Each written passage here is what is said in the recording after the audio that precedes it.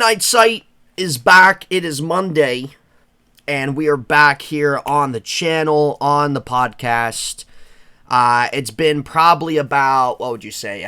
I'd say it's probably been about a couple weeks since we've put some content out, but it feels good to be back here, excuse me, behind the mic, talking whatever, BSing about whatever it might be. Hopefully you guys have been doing well. Hold on one second. There we go. Okay.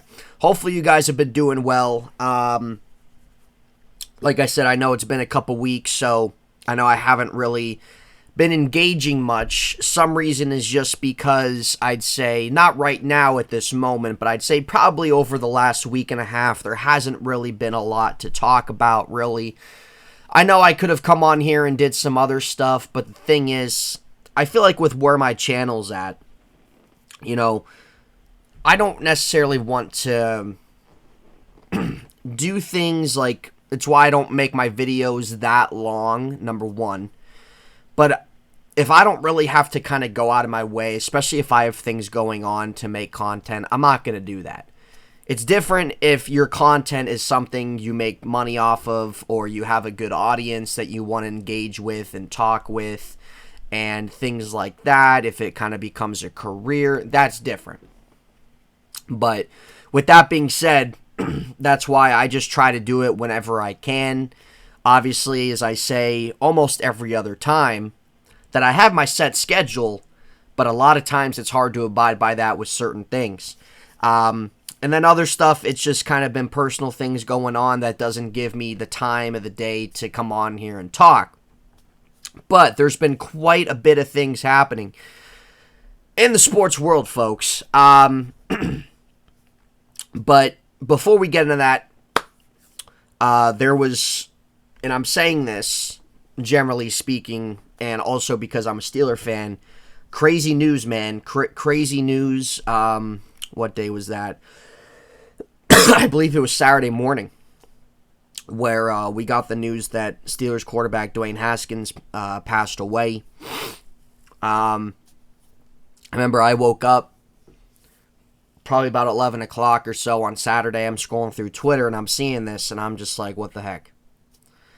It's something, man, like, I always try to keep a perspective daily of just being humble and taking every day as it comes, not looking ahead necessarily, and just wanting to approach each day at a time, and being able to enjoy that time as best as I can with family, with friends, people in my life.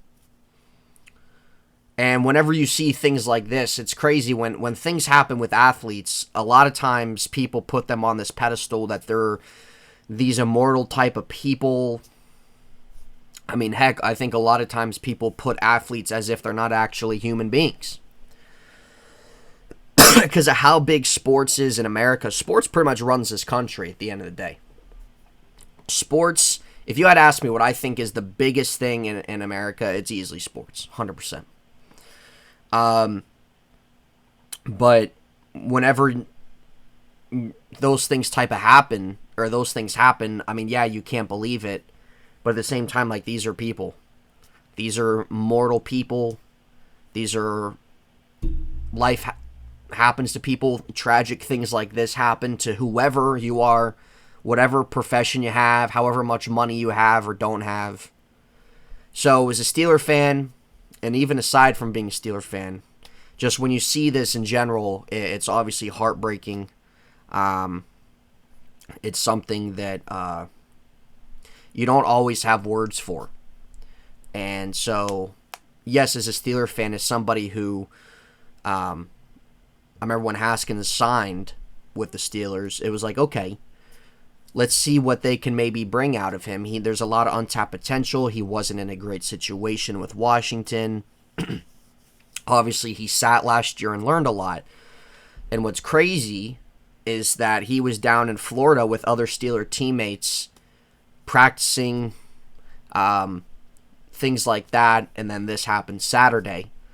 And it was something, from what I've read, that he had some car issues with his rental car, parked on the side of the highway he was on, tried to cut across the interstate or something, maybe to get some help, to get some gas, whatever it might be to help his car, and then next thing you know, there you go.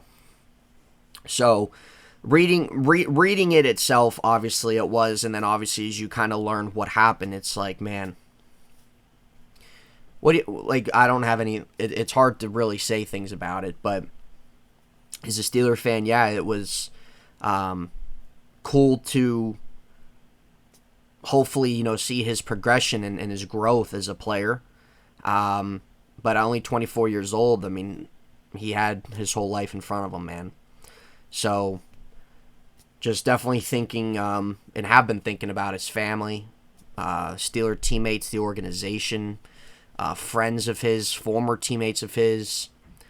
It's a hard situation, man, and whenever these things happen, it helps put into perspective a lot of things, but I try to keep that perspective every day. So he's definitely going to be missed. He's going to be missed by, obviously, Steeler fans. He's going to be missed by his family, most importantly, his friends, people that he didn't even know he's going to be missed by. So, good kid, had so much in front of him, and it's just one of those things, I mean, out of all of our control of what can happen, man, and he's going to be missed. So I wanted to start off with that and kind of talking about that.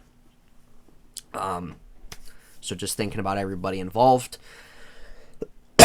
Also, with the NFL draft coming up in about 18 days or so, that's obviously an exciting time. We'll get more into that.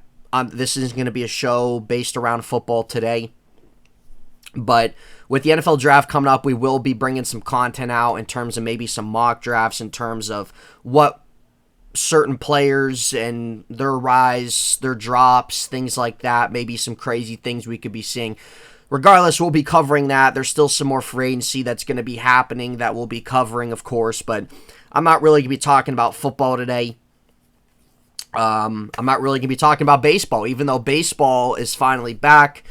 Opening day was what day was opening day? Thursday. Thursday was opening day.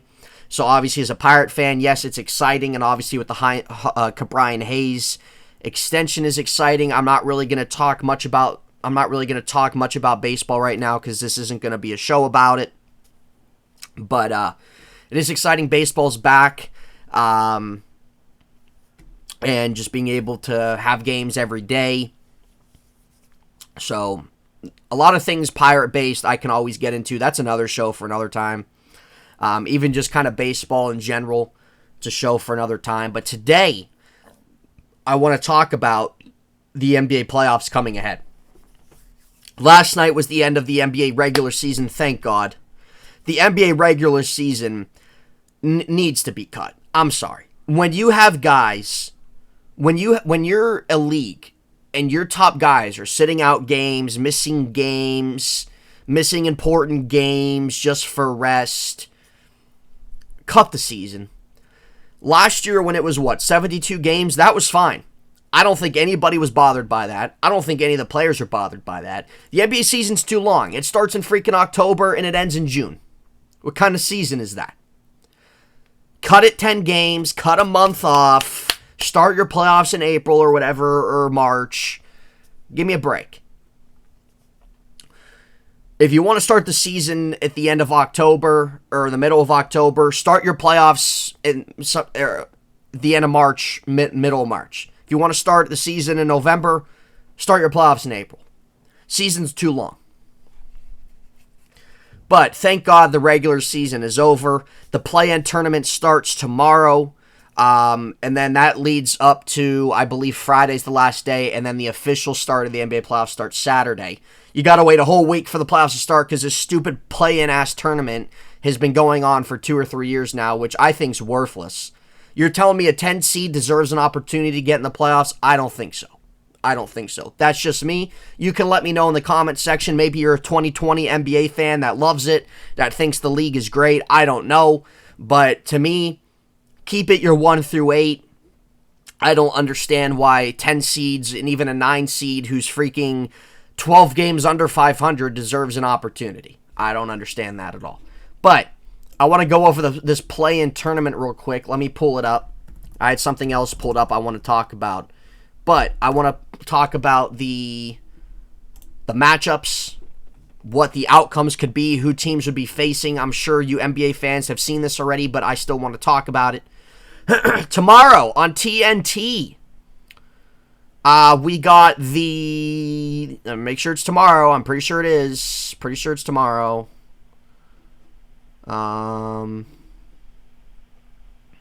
Yep. Okay. Doubleheader Tuesday. Cavs at Nets on TNT. That should actually be a fun game. I will watch that. And then the follow-up game after that is the Clippers at Timberwolves. Now, at first, when I saw this play-in thing, I was a little confused by how it worked. But what happens is when the 7 and the 8 seed play each other, who's ever the winner of that automatically right in the playoffs. Then the 9 and the 10 seed play each other. Whoever wins that, whoever loses that is done. Whoever wins that will go on to face the loser of the 7 and the 8. And then the winner, whoever wins that, will be that last seed in the NBA playoffs. So Cavs at Nets. You have the Nets, the 7 seed, Cavs, the 8 seed, playing against each other. And then the Clippers at Timberwolves. I believe Minnesota's the 7 seed. Clippers are the 8 seed. They will be playing at 9:30. I'll probably watch that. That might be decent. Now, if I'm going to make a prediction in these games, I think the Nets are gonna beat Cleveland. I don't think this will be a blowout by any means. I think this will be a pretty strong game. It seems like a lot of times the Nets, they don't blow guys out. They don't. A lot of times I feel like, because as somebody for myself, I sports bet a lot. So I bet on the NBA a lot. So obviously I'm paying attention to what's happening. I feel like the Nets, they got good closers on the team. But sometimes they let teams hang around, things like that. I think that could be one of these games. But I'm going to take the Nets over the Cavs to go in and face the Boston Celtics, the 2 seed. So the 7 seed Nets would go to face the Celtics, the 2 seed. So that would make Cleveland, who loses, they would have to wait and see who wins. Okay, why can't we see the game? Yeah, no, they're only showing Tuesday. God. Why does it do this? Like, this, and this is NBA.com. Why do they do this? I mean, my God. Oh, unbelievable. Okay, let me find something else so I can pull up the schedule. Odds. Like, this is NBA.com.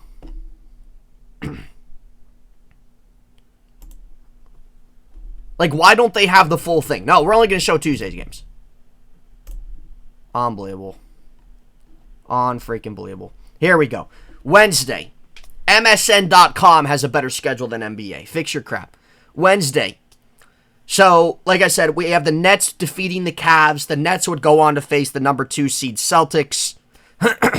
Clippers at Timberwolves on Tuesday. I'm going to go Minnesota. They're favored by 2.5. Nets are favored by 7.5. Timberwolves are favored by 2.5 against the Clippers. I got the Timberwolves winning that and going on to face the 2 seed Memphis Grizzlies. Wednesday, we have the Hornets versus the Hawks. Now, both teams, the Hornets and Hawks, are both over 500. Okay? Hornets and Hawks, I'm taking the Hornets to defeat the Hawks. And that would give, let me see. Right. Hawks would be done. So that would make the Hornets versus the Cavs as whoever's going to face the number 1 seed Miami Heat. And that would take place on Friday. And then the Spurs versus Pelicans on ESPN final game. Pelicans favored by 5.5, rightfully so. I got the Pelicans defeating the San Antonio Spurs to give the Pelicans the right to face the Clippers. And the winner of that will face the Suns. So, we got Nets versus Celtics so far. We got Timberwolves versus the Grizzlies.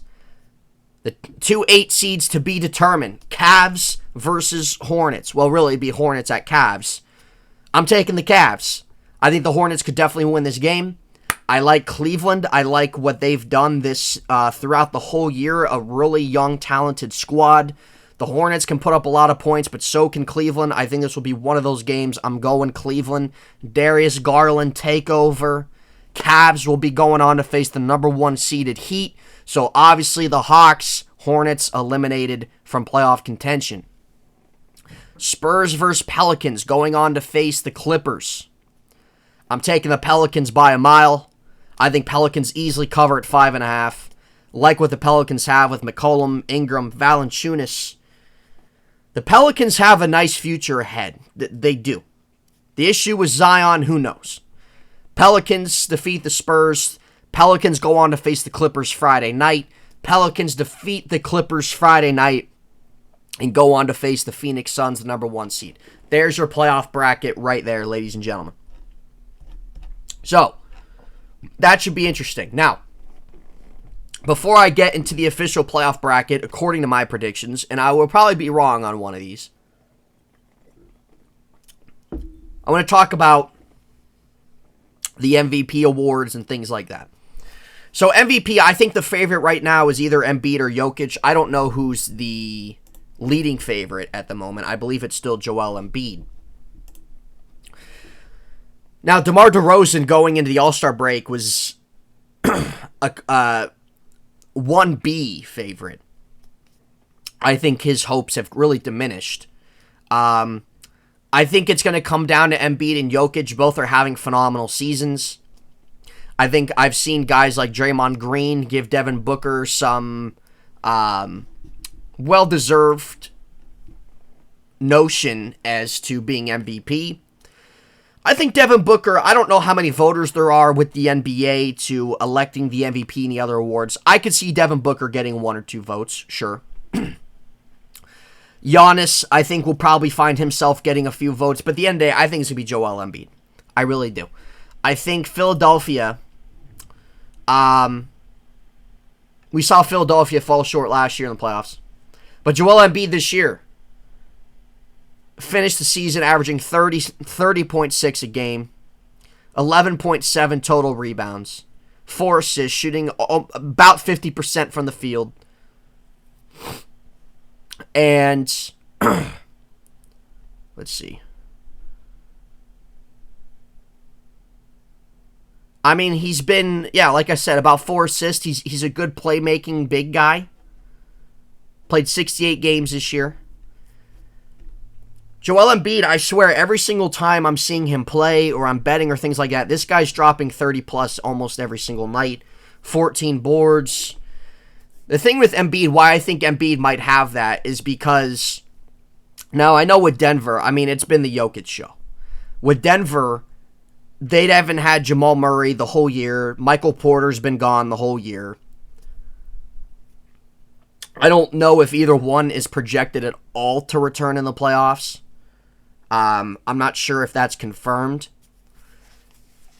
But with Embiid, to me, and I can say this out of a rightful opinion because I pay attention to it. I think what Embiid's done with the Sixers before the James Harden trade, and even after the James Harden trade, you look at just how much he's elevated, and the Sixers have multiple young guys around them. And you look at guys like a Tyrese Maxey. I mean, I know Tobias Harris is more veteran. But I think Embiid's really taken the Sixers from point A to point B this season. Point A being last year, point B being this year. I think the Sixers are, and yes, James Harden has a lot to do with that as well in terms of them being a better team than where they were before, pre-James Harden. But Joel Embiid's just been so consistent all year. And you can make a case for either guy. I'm not going to argue. I'm not going to disagree. If you want to tell me why Jokic should be MVP, I'm not going to disagree with you. But I don't really think if Embiid wins MVP, I don't really think there should be that much. I think that should probably be accepted. I think Embiid has just been really the heart and soul, obviously. But he's just been keeping this team so elevated throughout the whole entire season. Really just carrying everybody on his back, and so has Jokic. But bringing in James Harden, you just look at that connection with those two. And you look even as how Embiid's even making Harden even better. James Harden obviously is a story for another day. But to me, Embiid makes everybody else around him better. I think Embiid, in the sense of where he's brought in the Sixers from last year to this year, I think is definitely worthy of compensation. And he's had the best year of his career. James Harden adds a whole nother element to the Sixers as to why I think they're a very serious, legit playoff contender. But to me, it just seems like Joel Embiid can play with anybody. And I think as somebody who had the best year of his career, Sixers who are one of the better top seeds in the East, and throughout the whole entire season, keeping this team at a consistent level, keeping this team afloat, even without James Harden, and really just having guys like Seth Curry, Tyrese Maxey, etc., etc., etc. around him, I think it's worthy of being MVP. Jokic, I can sit here and make a case for Jokic being MVP. It's been his show all season long. Guys like Aaron Gordon has fit his role well. Okay, we'll put it that way. But when you look at the rest of the Denver lineup, it's very underwhelming not having Michael Porter or Jamal Murray. And I think when Denver goes up against, when it comes playoff time, I just don't think Denver has enough. I don't think that they're going to have enough to be able to get to maybe where they were last year. But Jokic, double-double machine, triple-double machine, great playmaker at the center position. And let me pull up his numbers real quick. I'm going to pull up his numbers, and let's see, because I don't want to get anything wrong. But let's see what he's done this year. Okay. So, he has... Why are we seeing the Warriors? Okay. So, 27 points a game. He's averaged about 8 assists and about 14 boards. 58 from the field. 33 from 3. And that's what I'm saying. If Embiid or Jokic win MVP, I don't care. I think both are worthy of it. So that's what I'm saying. If you don't really like my argument about Embiid being MVP over Jokic, that's fine. I'm not going to disagree with you about Jokic being MVP. I think both have really balanced each other out, and you could go either way. But Jokic, obviously he's the best playmaking big man in the NBA. We know this. He's very dominant down low. He's got a very good post move. We know he can shoot the rock a little bit. But he's really primarily a one-man show with Denver. Aaron Gordon has fit his role well, but aside from that, like Monte Morris, no. Will Barton, he's kind of hit or miss. You don't have enough there, and I think come playoff time, that's kind of the sad thing, because I like Denver's coach. I think Denver has a good young group of guys around them when Jamal Murray's playing, Michael Porter's playing. They might have to look into free agency and bring somebody else in, because the injury issues are a very concern for them. But looking at the numbers itself, yeah, it's absolutely MVP caliber. And also what Jokic has done, obviously being the one-man show, carrying Denver to where Denver's gotten, what it was Denver, the 6th seed right now? A lot of that is because of injuries, 100%. I think if they were healthy, they probably would be a top 4 seed. But Jokic can't do it all. He can't. But look in those numbers, yeah, 100% he could definitely be MVP. I think between him and Embiid, those are your two MVP caliber guys. Both teams are in the playoffs. Both guys are the strongholds of that team, have carried the teams the whole year. And Jokic is doing it with a lot of injuries around him as well. So you go either way with that. 6th man of the year, it's got to be Tyler Hero. Tyler Hero is, you can make a case, the best scorer on the Heat. The best scorer. I'm not saying the best player. The best scorer. And I think that should be unanimous, honestly. Tyler Hero has had a really good bounce-back season. Let me pull up his numbers. So, this year, he's averaged about 21 a game, coming off the bench. About 32, 33 minutes. About 40% from 3, 44, 45 from the field, 4 assists, 5 boards. the thing with him is there's times where he can have a really strong stretch of games. And then there's times maybe he might have 12, 15, things like that. But he's not, I mean, the guy comes off the bench. He's your number one guy off the bench. And I think with what the Heat have, I think having that element, the Heat have good depth as well. Having Oladipo back, the guy dropped 40 last night. I like the Heat's depth. It will suit them well in playoff time against some of these other teams. But Tyler Hero should be unanimous sixth man of the year. I don't think there's been anybody this year that has really competed in the sense of bringing those numbers as they do off the bench for their teams. And Tyler Hero is such an important aspect, such an important piece to the Heat. When he's not there, it's obviously a big impact because he's that impactful. If Tyler Hero was a six-man guy, but maybe a 13, 14, 15-point guy as your six-man off the bench, your number one guy to go to, he's probably not going to win. Tyler Hero's impact, his bounce back from last year to this year, him really, in my opinion, probably being the Heat's best scorer, it's got to go noticed. And I think he gets it this year. When you look at Defensive Player of the Year, there can be multiple different aspects. Multiple different players. You can look at guys like Giannis. I've seen a lot of people advocate for Bam Adebayo.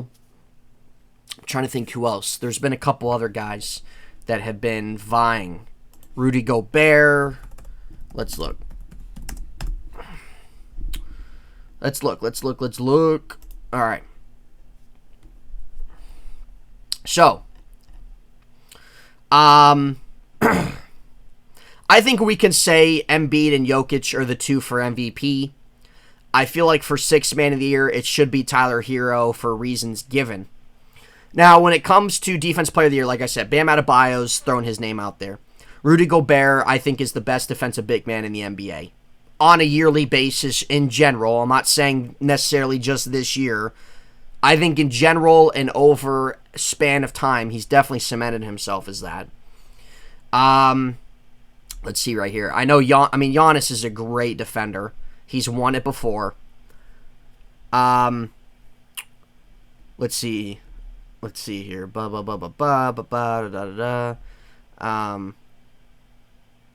Yeah, and Draymond.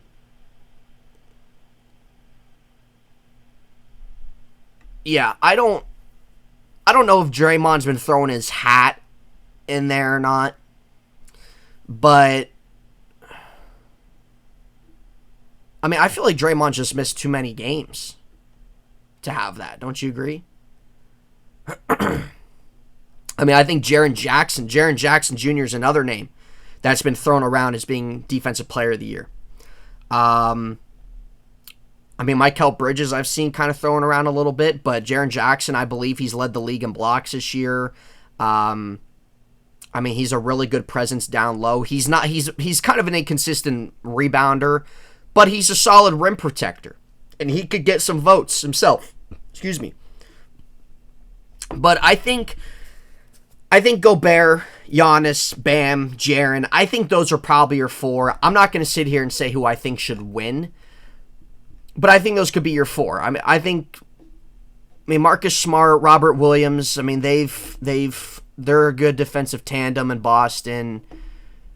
There's a variety of guys I think you could give some love to.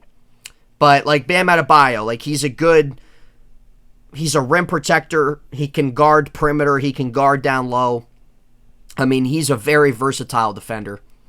Gobert is just such a monster all around. But I don't really know where you go with that.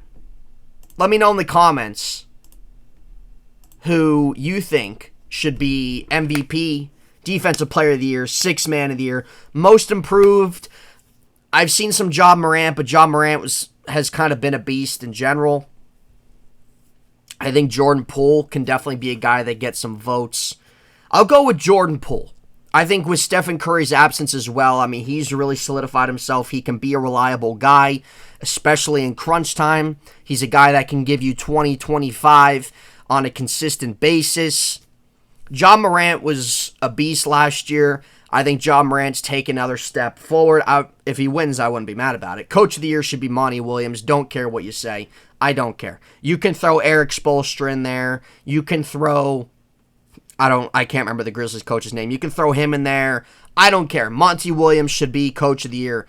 Got robbed of it last year. The fact the Suns are a better team than where they were last year. And they're the favorite to win the finals. This Suns team, where they were in 2020 and 2019. Well, 2019, 19 wins? 2020, I believe they made the play-in. And then... obviously last year and this year. Monty should definitely win it, 100%. But going into the playoffs, in the playoff brackets, I'm going to go over the seedings. And I'm going to give my predictions going in as I've given them, as I've done the play-in. Let's look at the playoff bracket. So, here we go. So we have, like we said, we had the Cleveland Cavs solidifying themselves the 8th seed through the play-in tournament. They will face the Miami Heat. Number 1, Miami Heat versus number 8, Cleveland Cavaliers. We're going to start in the Eastern Conference. I'm going to take the Heat. And honestly, even whoever gets in the 8th seed, I'm still going to take the Heat. I love the Heat's depth. Now, the Heat have definitely been concerning in the sense of closing games, leaving teams lingering around, and not being able to finish games off. They don't really have a straight closer like maybe what the Nets do, or Philly, Milwaukee, like that closer type player. But the Heat have really good depth on their bench, with Oladipo getting back. You have a guy like Tyler Hero. You have Caleb Martin. Max Strus can provide some offense around the perimeter. And you got a defensive anchor in Bam Adebayo, a guy in Jimmy Butler who, at least I think, has always kind of been an underrated player. But obviously we know Jimmy Bam is kind of the Heat's number 1, number 2 tandem. But still, you got a guy like Jimmy Butler, Kyle Lowry, who I think is an upgrade over what they had last year, and has offered a lot for the Heat this year. The Heat have shooting. They have some defense. I think really in playoff time, you really need guys on bench to step up, and I think Hero, Oladipo, those are guys you can do it. Markieff Morris has been back. Give me the Heat over the Cavs. Cavs are young. And I don't usually always like to make that argument about, oh, they don't have playoff experience, they're young, things like that. I think the Heat have more, and I think in a 7-game series, I think that would catch up to Cleveland, playing a best of 7. And Jared Allen's not even healthy, and Cleveland have had some injury problems as well. Boston, so Miami advances. Boston, number 2 Celtics versus the number 7 seed. I have the Brooklyn Nets facing the Celtics, and this is very interesting. Boston has probably been the hottest NBA team. They've worked their way up from the 7 seed to the 2 seed. I know earlier in the season they were even lower than that, I think. But Tatum and Jaylen Brown, I don't understand the narrative that's gone around before of breaking them up. It makes no sense to me. Boston is a team is the type of team where you want to be going to the playoffs.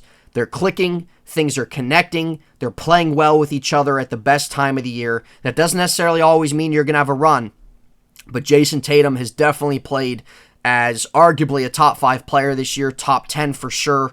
Jaylen Brown is no slouch, one of the best shooting guards in the NBA. They got defense with Marcus Smart as well, Robert Williams down there. I really like what the Celtics have to offer. On the other hand, with the Nets, it was reported yesterday Ben Simmons could make a return in the first round. I don't know how impactful that would be. I think maybe in terms of getting an extra guy defensively who has been regarded as one of the best defensive players in the league the last 3-4 years, that is not to go unwarranted. But Kyrie Irving being able to play every game now, KD, obviously, we know he's a monster. I like what Seth Curry brings to the table. Andre Drummond has been a very good defensive presence for them. I like this game going to 7 games, this type of series going to 7 games. I really, really do. Maybe 6, but I like it going to 7. Now, my concern is Steve Nash. I think more people agree with me that Steve Nash just hasn't really shown, and I don't want to give him it's not all on him this year. He's had injury issues. He's had COVID issues with his team. That's why I think Nash should be brought back for another season. And let's see what he can do next year with Ben Simmons there and Kyrie playing KD. Because Kyrie, even though I believe he's a free agent, he stated he's going to be back. I would give Nash 1 more year. I think 3 years is a good tenure for a head coach to really see the growth with the team. But it still is a concern simply with some of his coaching tandems. But I like this series going to 7 games. And this is hard to pick here. This is very hard to pick. But I feel like as I've paid attention with, I'm going to take the Boston Celtics to defeat the Nets in round 1 of the playoffs. Now, whoever becomes a 7 seed, I still like the Celtics over them, even if it's not the Nets. So, regardless of who it is, I'm picking the Heat and the Celtics to advance. Next, we got the Bucks versus the Bulls. Chicago has been absolutely god-awful the last month or two. I don't like the Bulls at all. I think this is a clean sweep. Milwaukee has size over them. Milwaukee's a better scoring team. I'll take Giannis any day over anybody on Chicago. Drew Holiday, Middleton, these are the defending champions. And they've still had a really good season. Give me them over Chicago, clean sweep. See you later, Chicago. See you later. Bulls, or 76ers and Raptors. Toronto, I like what Toronto has in the sense of their young core. With Pascal Siakam, Fred VanVleet, who's really emerged as of late. Gary Trent, Scotty Barnes as well has had a really nice rookie season. OG Anunoby has kind of been an underrated wingman this year for them. There's not enough against the Sixers. I'm sorry. Embiid, whether he wins MVP or not, I don't know. Embiid is so dominant. Harden and Embiid, their tandem so far this year, when they've been together, has been untouchable. Tyrese Maxey has been a really nice coming on the scene this season in particular. I like Philadelphia and better in multiple different assets. I'll give 76ers in 5. So, moving on to the next round, the Eastern Conference, the Miami Heat, it would be the Heat taking on the 76ers, and it would be the Celtics versus the Milwaukee Bucks.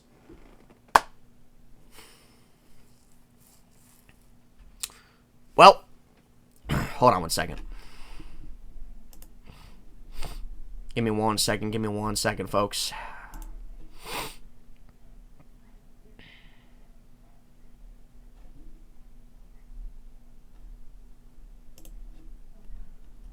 Let me pull up a better bracket here. Hold on.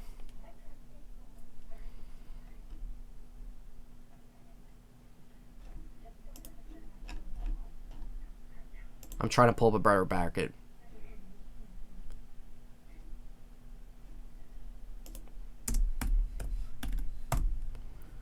Okay, hold on. Is this it? What the hell is that?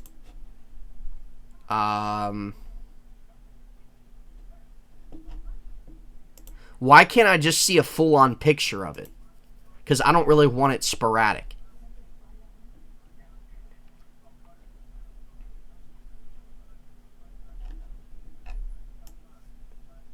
This is ridiculous. You would think NBA.com would have something, but they don't. Yeah, 2021.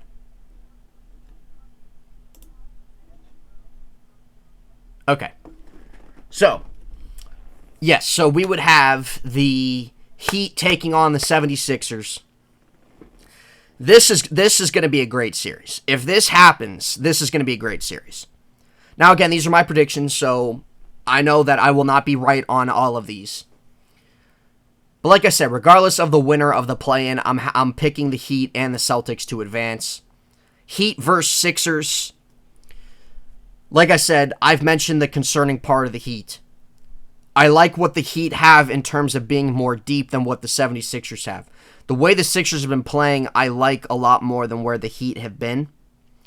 I definitely see this series going to 7 games. 100%. Embiid and Harden, this would be a really fun series. I think this would probably be one of the best series possible in the NBA playoffs. I'm going to take the Philadelphia 76ers, though, over the Heat in round 2 because I like the way the Sixers have been playing a lot more recently than the Heat. Now, I could easily see the Heat winning as well. But until the Heat show that they can close games consistently, and until they can show that they can keep leads down the stretch in the fourth quarter, they can play better defense in the fourth quarter, wake up, I'm going to take the Sixers, and I like Joel Embiid, James Harden, Tyrese Maxey, really what they've been doing this last stretch of the season. I see that continue in the playoffs, and I think it's going to be too much in a 7-game series. Give me the Philadelphia 76ers. Celtics. It will be the Celtics versus the Milwaukee Bucks. This could still be good, but I'm going to take the Bucks in 6 here. Milwaukee, I think, has more to offer. Now, both teams, like I said, both teams have a lot to offer defensively. But I like my chances with a Giannis, a Holiday, a Middleton, a Bobby Portis than what Boston has. I think Boston's time will run out here in the second round. I just don't think that... I think when you got to face a team like Milwaukee, defending champions who have been here before... I know that's a little kind of cheesy and overused, but still, it's not something to sleep on. And Milwaukee's physicality, I think their defenses both can kind of offset a little bit. But Milwaukee's, and it's a good matchup, it's a good balance. But Milwaukee's physicality, and these boys have been together for how long now? I'm not sleeping on the Bucks. I'm not doubting what Milwaukee can do. I'll take that over things Boston has not done. Give me Milwaukee, moving on. Eastern Conference Finals, we have the 76ers versus the Milwaukee Bucks. This could still be a fun finals. I'm going to take to go in the finals. And regardless of how that play-in tournament pans out, this is my pick anyway. Going to the finals. Not saying winning it, going. I'll take the Milwaukee Bucks. Milwaukee Bucks going back to the finals over Philadelphia in 6 games. James Harden, I don't trust in big moments like this. I don't. I trust Giannis in big moments. I trust Jrue Holiday in big moments. I don't trust Philadelphia's defense over Milwaukee's defense.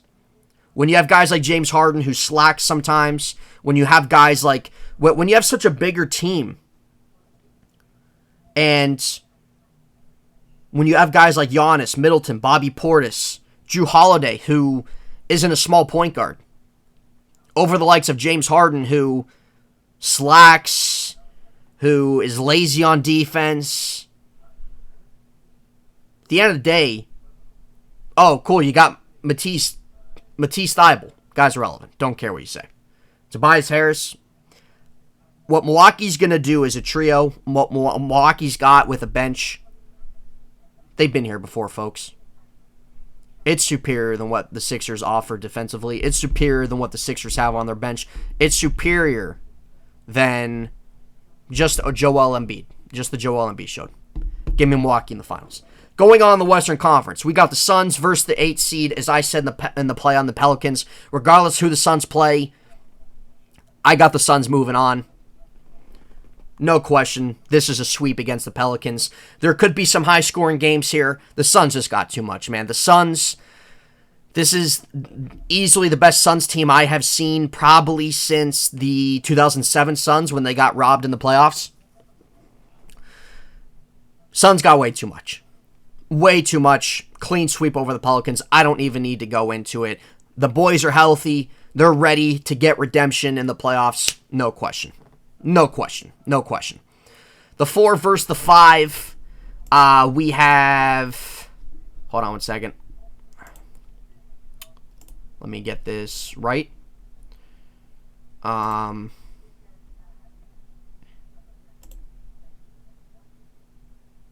Okay. The 4 versus the 5. Dallas and Utah. This could be good too. I think both teams balance, but the thing Utah's been very concerning as of late. I really like what Dallas has been doing as a team. When you look at Dallas on paper, Utah is definitely more superior.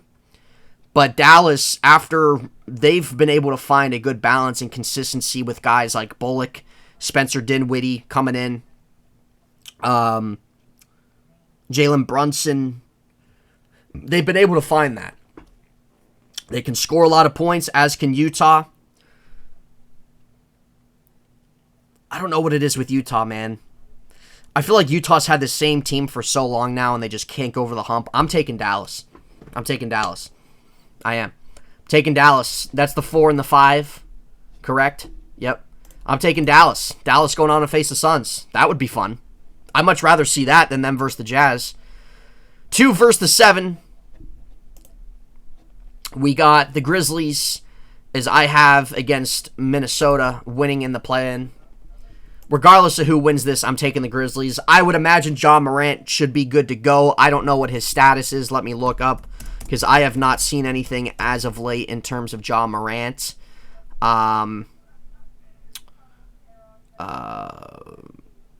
Okay, so yeah, so he returned. Okay, and then he sat. Okay, yeah, so he's good to go. Regardless, again, this is another one. Regardless who wins the play-in, I'm taking the Grizzlies, man. The Grizzlies are easily the most improved team, no question about it. Great defense, great athleticism, such a good balance on both sides of the floor. They got guys that can shoot the ball, guys that can score, guys that can defend. I really like this Grizzlies team, and they're going to be a lot of fun to watch for many years. Regardless who wins that play-in, whether it's or that and becomes that 7 seed, whether it's the Clippers or the Timberwolves, I'm taking Memphis. Considering I have Minnesota, I'll take Memphis, and I'm gonna take Memphis in 5. I'm gonna take Memphis in 5. Their defense is much more than what Minnesota can bring offensively, and Minnesota can score points for sure. But John Morant being back, he's just gonna take over a whole nother game, and he's got boys to back him up. I love what Memphis has done. I do not see it ending this early for them. Minnesota, kudos to them finally getting to this spot. They have a very nice core with them. I think they will get better with time. Give me the Grizzlies. Moving on. The 3 versus the 6 seed. We have the Warriors versus Denver. Again, I don't know Steph Curry's status. Let me see. I have not seen anything the last week on that. Yeah, so it's in question to start. He's missed the last 12 games. So he could miss the playoff opener, which could hurt. I would expect him to be back. I did originally take the Nuggets in this. And I'm going to take Denver. If Stephen Curry comes back early, my mind might change. But I'm going to take Denver because the Warriors going without Steph Curry has been so up and down. They don't have James Wiseman either. I don't think that they have... I know Draymond Green's a good defender, but I think when it comes to Denver, some of the size they have, things like that, I think it might hurt Golden State. I think not being able to... I mean, Klay Thompson's been playing really well as well. I think it would be a close series. I'll take Denver in 7 games. Steph Curry comes back, things could change a little bit. But with how the Warriors have been not having him, they've been a little up and down. They've been up and down on guys scoring. Andrew Wiggins has been very inconsistent. I do not trust him. But Jokic, obviously MVP caliber-esque guy. I think without these injuries, Denver has been able to hold their own for the most part. I like them over what I've seen some inconsistency from the Warriors. It's tough. It's a tough one to pick, but I'm going to go Denver. Moving on, we got the Suns versus Dallas. I think this would be a fun matchup to watch. Give me the Suns. I'm gonna say the Suns in 5 though. I think this would be fun. Even though I'm saying Suns in 5, I think these games could be close, could come down the wire. I think the Suns have enough defensively of stopping Doncic. I think if you're able to eliminate Doncic a little bit and have guys like a Brunson beat you, have guys like Dwight Powell. I mean, the Suns just have too much. They have a great bench. They added what they needed last year. It's too much for Dallas. Dallas does not have enough to match up to that, especially in a 7-game series. But it still could fun to watch in the sense where I think there could be some close games here. Suns in 5, moving on the Western Conference Finals. Grizzlies versus the Nuggets. This is going to be Grizzlies in 5. Grizzlies, more defense, more to work with, more offense. The injuries for the Nuggets, it makes them fall short. Denver does not have enough in the sense of being able to get buckets, being able to rely on guys on a consistent basis in playoff time, especially in a best of 7. It's not going to happen. Grizzlies move on. Western Conference Finals. Suns, Grizzlies, Western Conference Finals. I think this is your best matchup you could possibly think of. Aside from maybe a healthy Warriors, I guess. I think this is your best matchup you can get in the Western Conference Finals. Give me the Suns in 6 over Memphis. Both teams have really good defense. Both teams have athleticism. The Suns have more leadership. The Suns have more experience. Yes, they do. The Suns have better scoring. And I think both teams can balance each other out defensively. I think what the Suns have to offer, though, all around, I don't think the Grizz can keep up with it. And I don't think it's enough for the Grizzlies to move on. But the Grizzlies should not hang their heads. They got a great future. They're very fun to watch. I think they would give the Suns a battle defensively. I really do. I trust CP. I trust Devin Booker, who will probably finish top 5 in MVP voting. You got guys like Mikal Bridges, great wing perimeter defender. DeAndre Ayton. You guys got guys like JaVale McGee, Cam Johnson. There's too much there, man. There's too much there to slay the Giant. Suns, back to the finals against the Milwaukee Bucks, a rematch of last year. I think this would be a much more competitive finals what we saw last year. The Suns added what I said last year they needed. They needed size. They needed physicality. The Suns are a faster team. Milwaukee easily had the size advantage on them last finals, and it bit them in the ass. Suns finally added with that with JaVale McGee, which they needed. Suns are a better team than where they were last year. I think the Suns learned a lot through that finals experience last year because they have a young team. Unlike Milwaukee, they have so many guys on there that have playoff experience, conference final experience, defending champions. The Suns are getting a lot more, I think, out of their bench this year than what they did last year. Suns in 7. That's your NBA champion. I think they get redemption. They learned from what they had last year. They got better this year as a team. They added more physical presence, and it's going to suit them well against a team like Milwaukee, who's a very physical and size-oriented team. Suns in 7. There's your NBA 2022 playoff predictions, folks.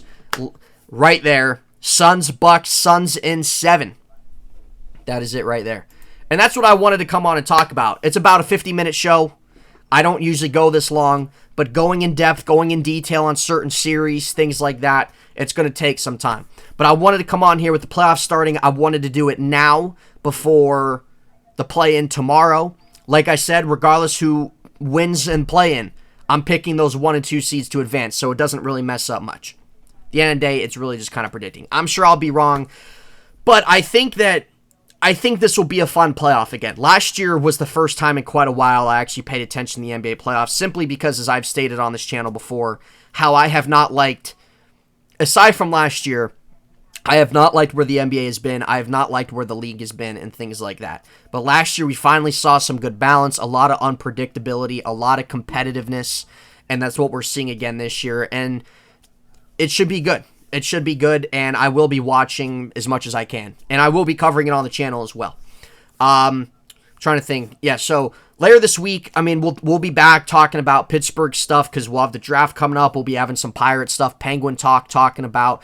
We'll see if Evgeny Malkin gets suspended or not. Penguins definitely needed the big win last year. I know this is kind of a weird transition from NBA to Pittsburgh sports, but I'm just saying what I could be talking about next on the channel in the upcoming week. Obviously, we'll be covering NBA, even just baseball in general, obviously with hockey playoffs. But I'm just trying to think for this week. If we're not back tomorrow with content, we'll probably be back later in the week. So follow my Facebook page at Heintz site, my Twitter, Nate_Heintz, my Instagram, Nathan_Heintz, if you want to keep up with things of the channel and all things like that. Interact with me. I always love interacting back with whoever it may be. But coming up, we'll definitely talk about certain things with Penguins and Pirates, things like that, if there's anything Steel related getting into. And we'll obviously, like I said, we'll be covering the NBA playoffs on the channel as the play-in starts tomorrow. The legit playoffs start Saturday. And then obviously things with, like I said, hockey going to the playoffs. Those will be things covered probably in the coming weeks. So there's going to be some things. NFL draft, blah, blah, blah. There's going to be some things going on. But I'm ended there, folks. It's about a close to an hour show, which I don't like going. But for NBA playoffs and kind of really digging into giving reasons and things like that, I wanted to kind of go out there and talk about it. So thank you all so much for taking time to listen, even if you only listen to a few minutes. I appreciate it. I would also appreciate it, too, if you guys have not hit the subscribe.